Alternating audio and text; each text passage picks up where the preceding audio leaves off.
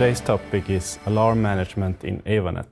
What different choices you have when creating your alarm groups, and also the differences by sending alarms from the instrument versus AVANET. We're going to start by creating a project in AVANET. Start by clicking New Project. I'm going to give the project a suitable name. I'm going to call it Project 1. Choose a classification, Standard, and click Next.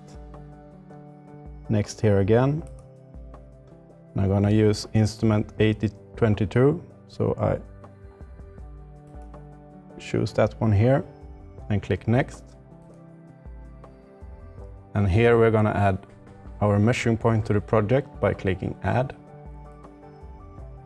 I'm going to name our measuring point to measuring point 1 and choose a type. I'm going to choose distance dependent here. Click Next. Choose which instrument to connect the measuring point to. I choose 8022.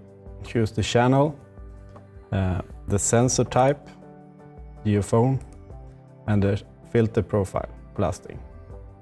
Then I'm going to click Finish. And now we can see we have our measuring points here. I'm going to click Next. Next is to choose which user should be included in the project. So I have prepared one user here called Test User. I'm going to choose that one and click Next. And here we can see that we have automatically created an alarm group for instrument errors. This group gives the project administrator alarms when an error occurs. If you click Finish too early in the creation wizard, you don't get this alarm group. So it's important to not finish too soon. I'm also going to add a new alarm group which gives an alarm when the limit is exceeded. So I'm going to click Add here. Give it a name. It's good to include a project name, so I'm going to call it Limit Project 1. Choose the type, alarm group, click Next. Type a message header, which will be included in the message and in the alarm. I'm going to choose Limit Exceeded. And then I'm going to click Next. Then we have which user should receive the alarms. I'm going to choose both myself and the test user. The test user should get an SMS and myself email. Next I'm going to click Next here and choose which measuring points should be included in the alarm group. I choose measuring point 1 here, and I also have to set an upper limit when the alarm should be sent. 50 millimeters per second. I click Next. And here we have different types of alarms. We have the instrument error, which is the same as in the automatically created alarm group we saw earlier.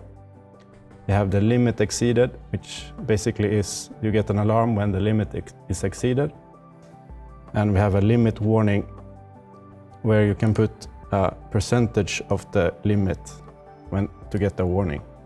And you can combine these to get a warning at one level and an alarm at another. These are the type of events you can get an alarm on. You can also choose measurements and get a report via email with all measurement values since the last alarm. You can choose format, PDF or TXT, and which report template to use, which columns to see. But I'm going to use events here, and limit exceeded and limit warning. Then I click Next. And here we have different options regarding when to send the alarm. Send when triggered, it's exactly as it says. When the alarm is generated, it will be sent. We can choose schedule rate and set an interval every hour, every day, or every month, and what time of day. But I'm going to choose send when triggered. Click finish here, and I'm finished creating my alarm group.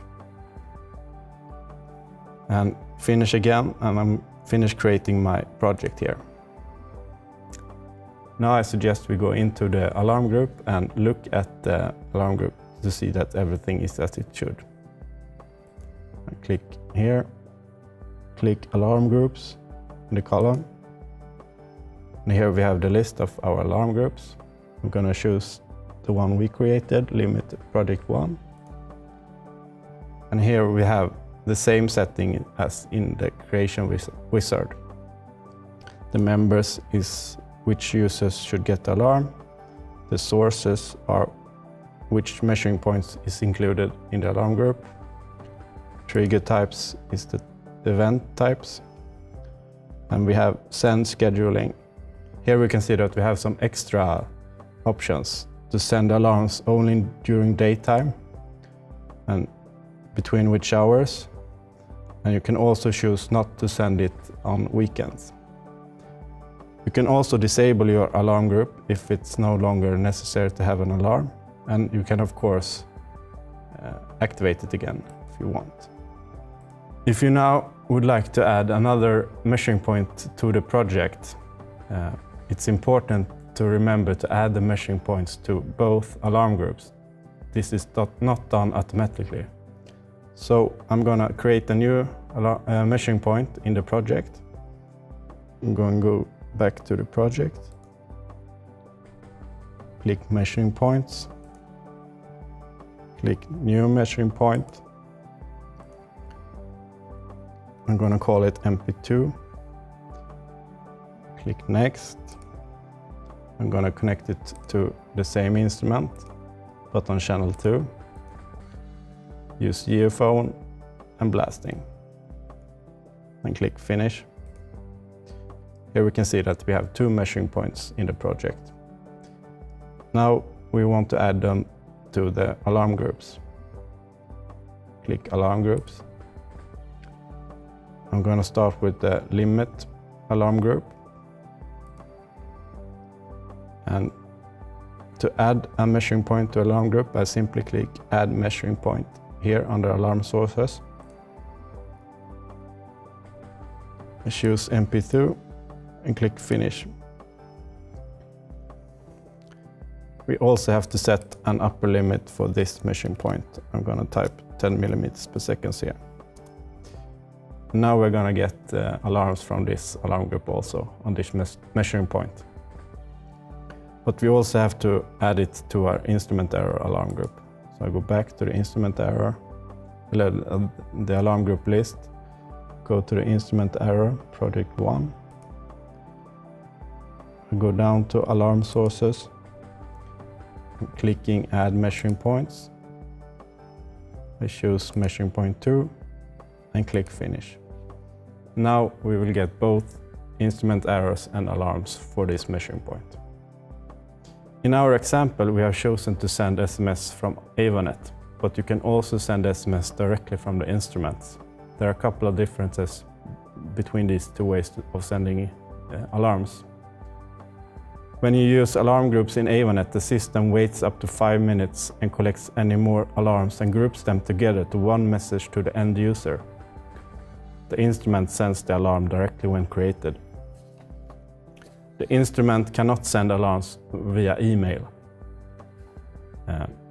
AVA Monitoring can follow up all messages sent from alarm groups and see that they get delivered to the end user. This is not possible when using the instruments. Alarm groups in AVANET is a more reliable way of sending alarms. So in conclusion, we recommend that you use the alarm groups in AVANET for your alarm needs. Thank you, that was all for me today.